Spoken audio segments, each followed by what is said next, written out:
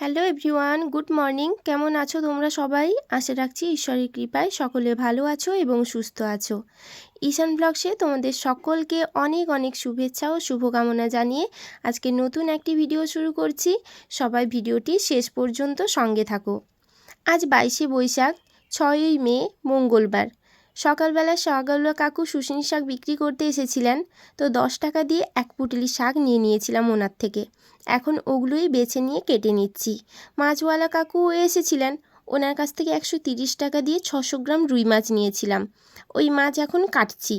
বেশ কিছুদিন ধরে নিরামিষ খাওয়া হয়েছে, তো আজ তাই একটু মাছ নিতেই হলো।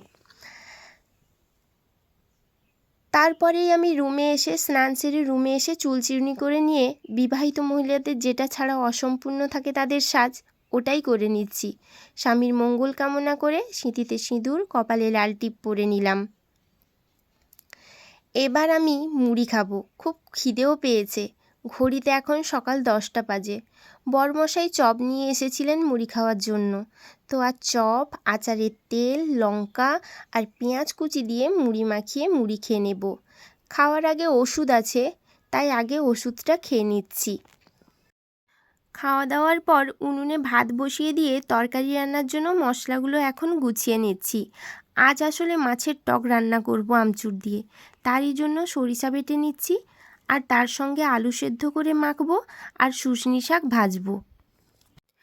রান্নার জন্য মশলাগুলো গুছিয়ে নিয়ে গিয়ে ভাতের ফ্যান ঝরিয়ে নিয়ে দেখো একটা বালতিতে আমি ভাতের ফ্যানগুলো ঢেলে রাখছি। আসলে এক বুড়িমাসির বাড়িতে গরু আছে, তাই এই ভাতের ফ্যান আর সবজি যখন কাটি সেই সবজির যে খোসাগুলো বেরোয় আমি ওগুলো এই বালতিতে জমা করে রাখি। বুড়িমাসি ওনার প্রত্যেক দিন সময় বের করে এসে এগুলো ওনার গরুর জন্য নিয়ে যান।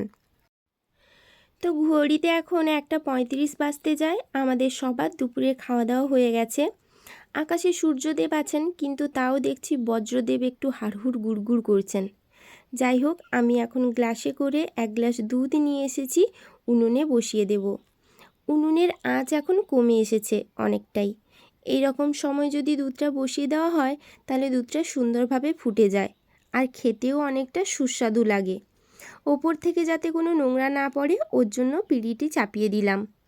যাই হোক, তারপরে একটু সবাই যে যার মতো করে রেস্ট নিয়ে নিয়েছি। এখনই একটু ছিটেফোঁটা বৃষ্টি শুরু হয়েছে দেখছি।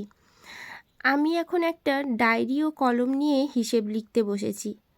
আসলে বড়মশাই বলে রেখেছেন, যখন যে জিনিসটা কারো কাছ থেকে ধার হিসেবে নেবে ওটা যেন কাগজের পাতায় লিখে রাখো।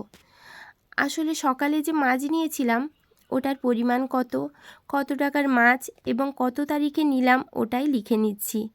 আসলে আমাদের যে কাকুর থেকে মাছ নেওয়া হয় আমরা প্রত্যেক দিনের টাকা প্রত্যেক দিন দিই না, প্রতি সপ্তাহে হোক কিংবা 15 দিনে অন্তর আমরা দিয়ে থাকি। কাকুর কাছে তো হিসেব থাকেই, সঙ্গে আমাদের কাছেও একটা হিসেব করে রাখি। আসলে মধ্যবিত্ত পরিবারের আমার মতো গৃহিণীদের একটু হিসেব করেই চলতে হয়, কিন্তু মাঝে মাঝে আমি একটু ব্যতিক্রমী হয়ে পড়ি। কিসে ব্যতিক্রমী সেটা আজকের এই ভিডিওতে আর বলছি না, পরে না হয় অন্য কোনো একদিন একটি ভিডিওতে বলবো। তো আজকের মতো এখানেই টাটা, দেখা হচ্ছে পরের একটি ভিডিওতে। সবাই ভালো থাকো, সুস্থ থাকো। ভিডিওটি যদি ভালো লাগে তাহলে অবশ্যই লাইক করে চ্যানেলটিকে সাবস্ক্রাইব করে দিও। দেখা হচ্ছে পরের একটি ভিডিওতে।